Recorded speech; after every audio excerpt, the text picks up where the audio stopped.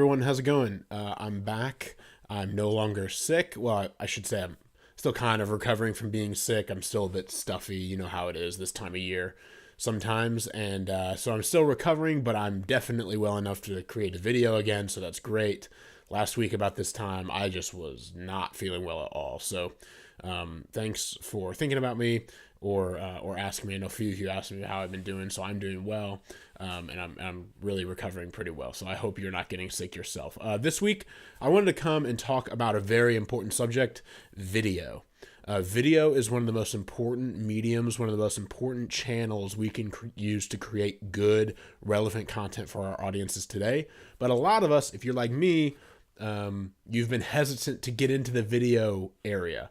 I don't like being on video. I cringe watching myself on video. I don't know if it's a self-confidence thing or whatever it is. I don't like watching myself on video. I'm comfortable speaking.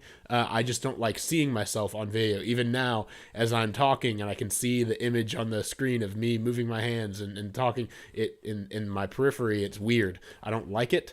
But you may or may not have those same feelings about video.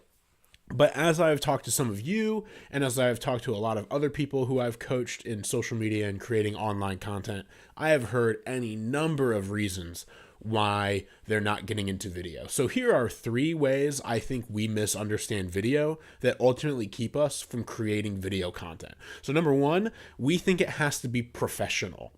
I've run into this a lot of times in kind of Christian organizations that I've coached, even within like Lifeway where I'm coaching people, or in other organizations, that when I talk about, hey, you got to create more video content, you got to create more Facebook Lives, or just more video for Facebook, or create a YouTube channel, or whatever the context may be for that situation, I often hear, well, our video team just doesn't have enough time, or our video team doesn't have the resources, or we don't have a studio, or we don't have $10,000 to spend on professionally crafted video. We need to start thinking about video differently.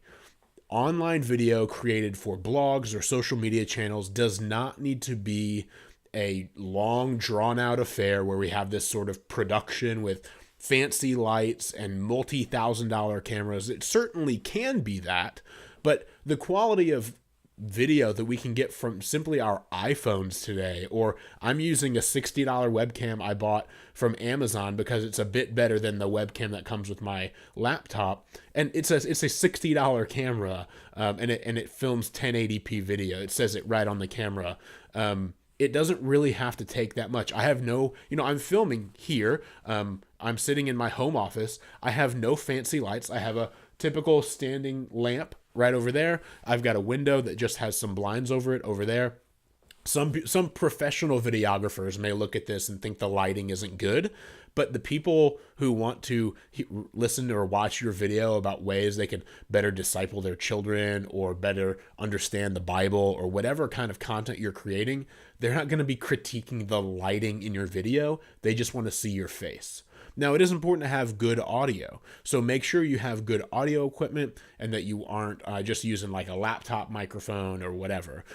You want to make sure that your video content is good, but it doesn't have to be this sort of professional, like Hollywood television show level. So don't let that keep you from creating video content. Number 2, we think we don't have time.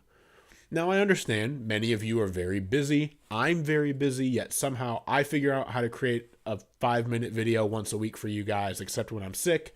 The reason we think that we don't have enough time to create video most often is because if you're already thinking, I'm creating so much other content for products I'm trying to sell, or blog posts, or podcasts, or other videos, I don't have enough time to create new content.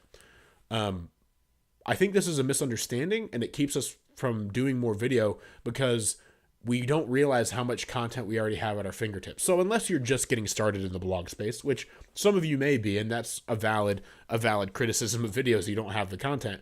But if you have any sort of backlog of blog content, if you've been blogging for any amount of time, creating online content, written online content, you just need to create videos of that content. I am heavily against repurposing content in the same medium, meaning I don't think you should take one blog post and repost it again on your site as the same blog post. That tends to not be very effective. But I'm all about repurposing content across mediums. In a perfect world, I would love for someone to create a 700-word blog post or whatever, however length is best for you. You could take a 700-word blog post, make a 6-minute video that is like this, like on Facebook or YouTube or whatever, create a 6-minute video, and then rip that audio and create a miniature podcast out of it. Then you have 3 straight pieces of content from one 700-word blog post you originally wrote. We do this because we want to serve people who like consuming content in different ways. Some people like to read. Some people like to listen on a podcast. Some people, especially young people, like to watch via video on YouTube, Facebook, or otherwise. So we misunderstand video because we think we have to like create a new script of content we've never had before for this 5 to 7 minute video. That's not true. You can take a blog post you wrote 4 years ago and create, if it's still relevant, you can create a 5 to 7 minute video with that. So we, 1, think it has to be professional. 2, we think we don't have time. And 3, the last misunderstanding we have about video that prevents us from creating it is we think that people would rather read. Now, some of your audiences may rather read. I'm running a blog survey for someone I work with right now, and a good portion of the people who've responded so far say that they would rather read than watch a video or listen to a podcast.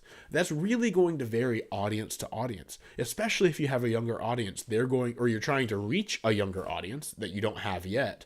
They're going to prefer video content. You really just need to understand the needs and interests and inclinations of your audience. Your audience may very well rather read than watch or listen, but it's not good to assume that, because more and more video content is proliferating through Facebook, YouTube, and other online channels, and we don't need to assume people would rather read than watch video, because more and more that's becoming not the case. So do a little bit of research, run a blog survey or just shoot a tweet out there or whatever you need to do, but try to have an educated understanding of how your audience prefers to consume content. Don't just assume they'd rather read a blog post because you don't feel like creating video. Don't use that as a cop-out. So quickly again, 3 misunderstandings. 1, we think the video has to be professional. It doesn't have to be professional. It should be good. Doesn't have to be professional. 2, we think we don't have time. You do have time if you've written any amount of content online that you can use for videos. And 3, we think people would rather read. Sometimes that's true, but that's not always the case. So don't assume it. Thanks for taking the time. I hope you have a great week, a great weekend, and I hope you have a great week moving forward. I'll be talking to you again soon.